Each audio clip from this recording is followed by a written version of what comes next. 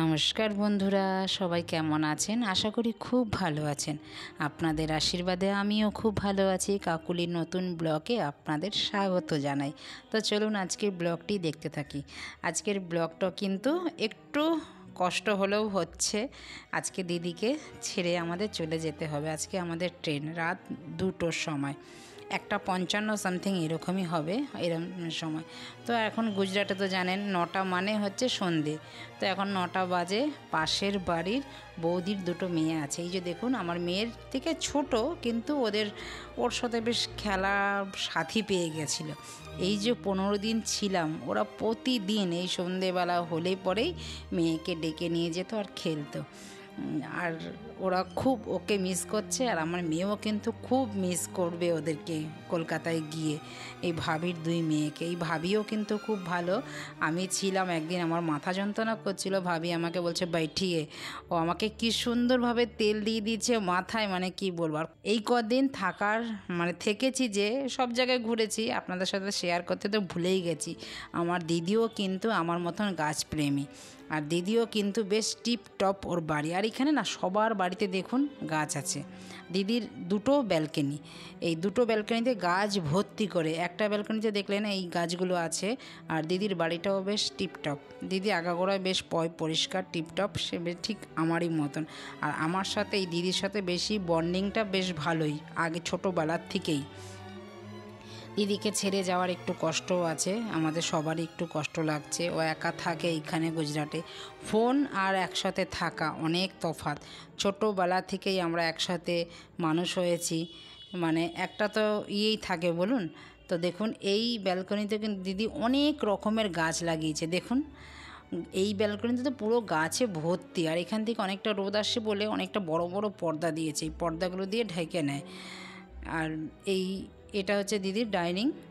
আর dining বলতে মানে living, দুটো একসাথেই আছে, টিভিও রেখেছে। তো আমরা কিন্তু গাড়িতে উঠে পড়েছি বন্ধুরা, এখন গাড়িতে শুয়ে আছি। দিদিকে ছাড়ার কষ্টটাও একটু মিস করব, দিদিকে কলকাতা গিয়েও অনেক মিস করব। যেহেতু অনেক রাত্রে ট্রেন ছিল না, আর ভিডিওটা বানাতে পারিনি। এত রাত্রে 2টোর সময় ট্রেন দিদি আমাদের দিয়ে গেছে। আর এখানে 2টোর সময় মানে কোনো ব্যাপার না গুজরাটে। হয়তো আমাদের এখানে কলকাতায় হলে অনেক কিছু অসুবিধা হলো, কিন্তু না, ঠিক আমাদের 1টার সময় গাড়ি এসে নিয়ে গেছে। দিদি বলে রেখেছিল, ঠিক অটো চলে এসছে, অটো করে আমরা চলে গেছি। আর স্টেশন দিদির বাড়ি খুব একটা দূর না। তো এই রাতে উঠে ঘুমিয়ে পড়েছি। আর এবার সকালবেলা সবাইকে জানাই সুপ্রভাত। আজকের দিনটা সবার ভালো যাক। আজকে শনিবারের সকাল। তো সারা দিন তো আজকে যাবে। কালকেও আমাদের নাপতে রবিবার দিনকে নাপতে ধরুন এই 3:30 4টে তো বেজেই যাবে। তো সকালবেলা একটু কিছু খেয়ে তো বসে আছি, আর দেখছি আর ভাবছি কত স্মৃতি গুজরাট থেকে নিয়ে যাচ্ছি, কত জায়গায় ঘুরেছি। আর এই দেখুন, শশা নিয়ে কাঁধে করে যাচ্ছে, মানে এরকমভাবে বিক্রি হচ্ছে। আর আমার মেয়ে তো খুবই আনন্দ, খালি এপাশ করছে। আর বসে আছি একাই। আমাদের যাওয়ার সময় তো একসাথে পড়েছিলাম, একই সাথে বসে গেছিলাম দিদি আমি, আপনারা তো দেখেছেন। আর আসার সময় দিদি আর দিদির মেয়ে পুরো আলাদা কামরায় চলে গেছে। আমি হচ্ছে মাঝখানের কামরায়, আর আপনাদের দাদা হচ্ছে আমার পাশেই পড়েছে। পুরো আলাদা আলাদা সিট হয়ে গেছে। আমরা মা মেয়ে একসাথে বসতে পেরেছি। দাদা কিন্তু পাশের পাশের সিটে আছে, আর দিদি চলে গেছে আরেকটা কামরাতে। তো যথারীতি ভালোও লাগছে না, আর ওইখানে যাওয়াও যাচ্ছে না বারবার করে। তো এই চলছে। আর দুর্ভিক্ষ লাগছে।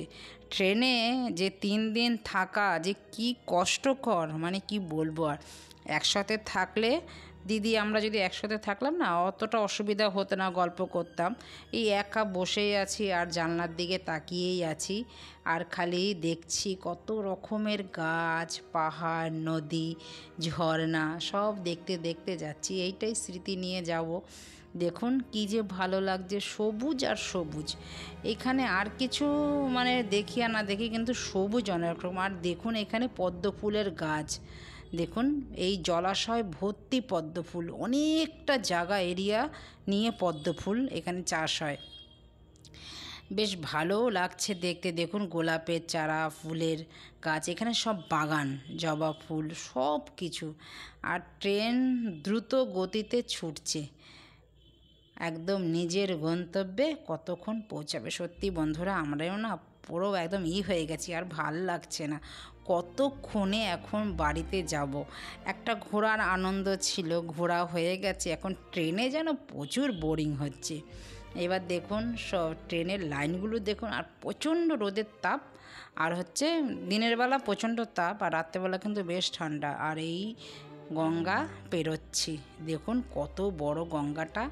এই গঙ্গা পেরিয়ে তারপরে এবার আমাদের বাড়ি আর বেশিক্ষণ নেই।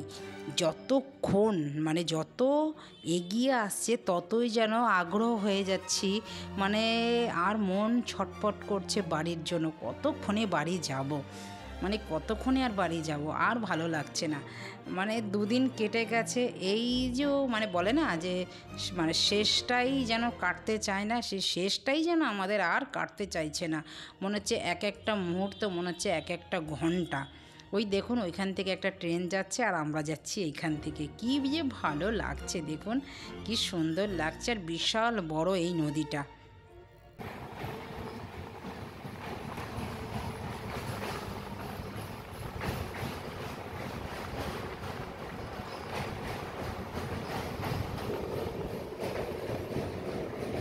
নদী পেরিয়ে এবার আমার দিদিরা নেমে গেল, ওরা নামলো সাঁতরাগাছি।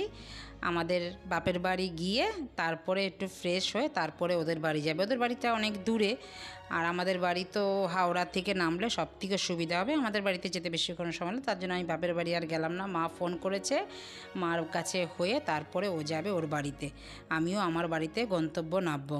দিদিও নেমে গেল, এবার ওরাও বাড়ি যাবে, তারপরে আমরাও বাড়ি যাব। এক জায়গায় একটু বস, নাহলে কিছু খেয়ে নে না যদি পাস কিছু।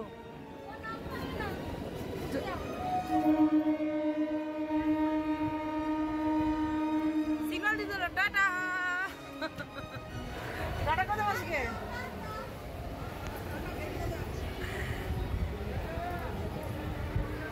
একটা জায়গার মধ্যে একটু বস একটুখানি, ওকে ফোন কর, ও দুনিয়া নিয়ে যাবে ট্রেনে।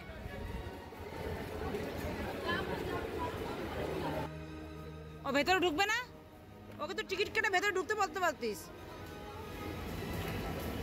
এই অনেক বড় স্টেশনটা, নেমে কি করব? ওইটা আবার নেমছে তো, অনেকটা গ্যাপ।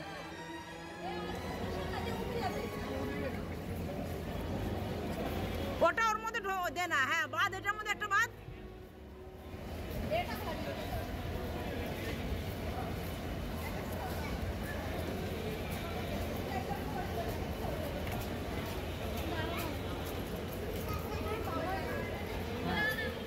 ট্রেন ফাঁকা, এক নম্বরের দিকে যাবে।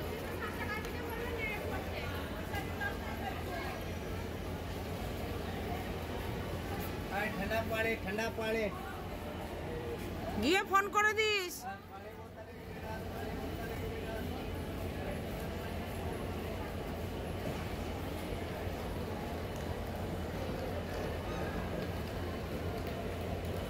দিদিদের গাড়ি বাইরে দাঁড়িয়ে আছে, ও আর ভেতরে ঢুকলো না, ওদের নিয়ে চলে যাবে এবার মায়ের বাড়িতে। এবার আমরাও কিন্তু এবার নেমে গেছি। আমাদের দুটো স্টপেজ, সাঁতরাগাছি থেকে হাওড়া স্টেশন দুটো স্টপেজ। এই দুটো স্টপেজ নামতে যতক্ষণ লাগলো ততক্ষণ যেন মনে হচ্ছে দিদিরা নামার পরে যেন আরও বেশি খারাপ লাগছে, যে কতক্ষণে আর বাড়ি যাবো, আর ভালো লাগছে না।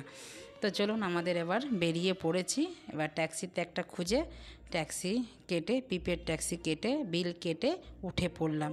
হাওড়া টাটা, এবার আবার নিজের কলকাতায় নিজের বাড়িতে নিজের এবার কাজে একদম যুক্ত হয়ে যাব।